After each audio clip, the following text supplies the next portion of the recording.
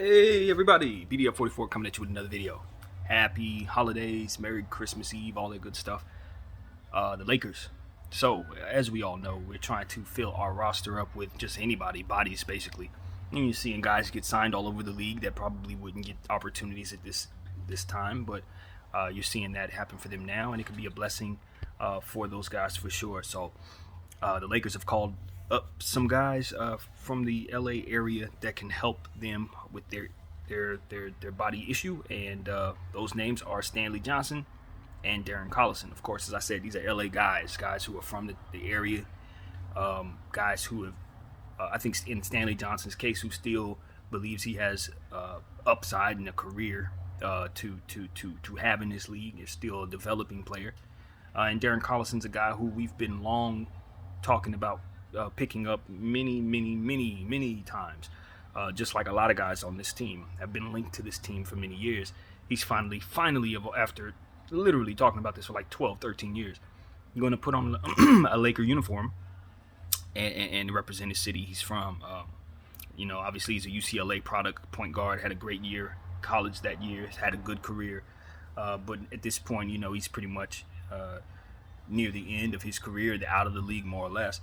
But I think that's more so by choice, to be honest with you, because like I said, he's had opportunities to join this team, and I think if he would have joined this team, there's a decent chance he'd probably still be a regular rotation player in this league. But he made some other decisions, I think, involving his family.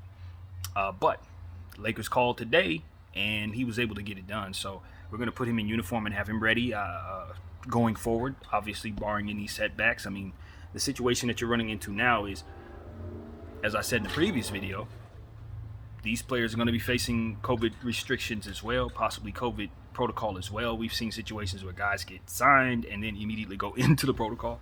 So it's no guarantee of any kind, but at least we know we have these guys going for the next 10 days, just like Isaiah Thomas, they're on the 10-day contract. So we're filling out our roster. We're giving ourselves an opportunity to just have enough players to be qualified. Like I said, this is great for players who are just obviously trying to get an opportunity to play NBA ball again. Guys who have retired but have stayed in shape and just kind of want to put on a uniform for a little bit and run around for a couple weeks. This gives them an opportunity to play in the NBA again. So I look at it as a perfect storm for guys like that. And I think I got a weird feeling maybe one or two of them is going to stick for real. They're going to get themselves back into the league because of this little opportunity. So I'm hopeful that it'll be for a couple of these guys. Who knows, Like I said, it's been great. I mean, I saw ISO Joe put on a Celtics uniform again. You see my boy Lance Stevenson getting dimes in Atlanta. Like, this is a low-key good thing.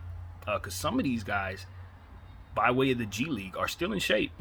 Not G League, excuse me, through Big Three. That's what I'm trying to say. And by way of the Big Three, there are still some guys who have the capability of still putting on the uniform for short periods at a time and being competitive out there. So, this is perfect for the NBA in terms of, if this were like 10 years ago, the quality would be much worse. You wouldn't have players coming out of retirement to help you, and they would look terrible in trying if they did. So, yeah, just you got to love these opportunities that the NBA and other surrounding entities have done to help keep the quality of basketball just in general be high. And I think it's only going to get better going forward. So I think that's what we're going to see. That's the evolution of the NBA, more quality basketball in different various areas, so that when the NBA does need to call up a guy from a G League or from overseas or from anywhere, you're going to get good quality basketball being played in more places. So I think that's kind of that's how you maneuver around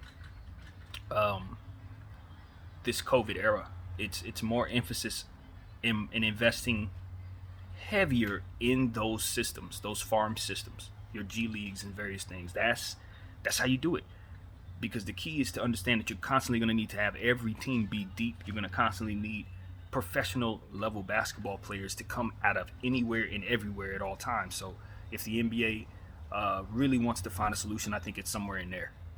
It's somewhere in developing these various farm systems all over the world. So yeah, man, expand the game of basketball. That's what this is going to do. I don't know. In the presence of all the trauma and drama that COVID is providing, it's going to make it so that we learn how to cultivate these various things even more so.